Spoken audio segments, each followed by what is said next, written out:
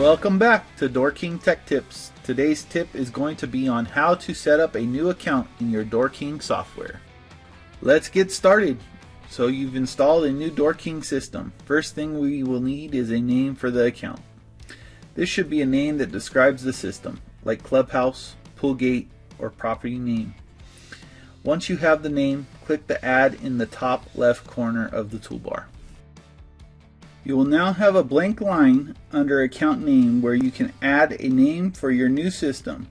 I'm going to call mine Pool. You will now be asked what control board you have installed. If it is an 1830 something, select the 30 series control board. This would also be the selection for new installs. Once selected, click OK. You should now see your account in the file tree on the left and also in the main screen. Here we can add a contact name and contact phone. This would typically be for the person taking care of the account, the installer, or property manager. Here I have added DoorKing Tech Support's contact information.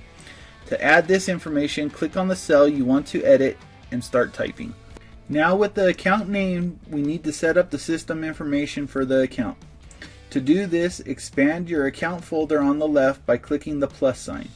Next to your account name, then click on System Information. Here you will need to add the master code that was programmed at the system. My installer program 2468. You will also need to make sure your memory size matches what is installed on your system.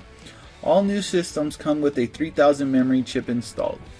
Next we will need to select how we will be connecting. As you can see, there are many options.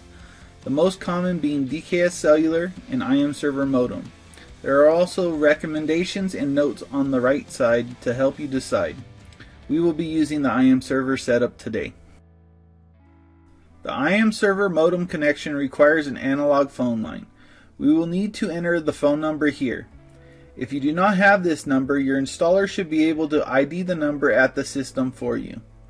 This connection also requires registration. Please see our other videos on how to register on the IAM server. The hard parts are done. All that's left now is to make sure your model number matches what you have installed. If you are not sure, check with your installer or the label in the center of the circuit board. Ours is an 1837.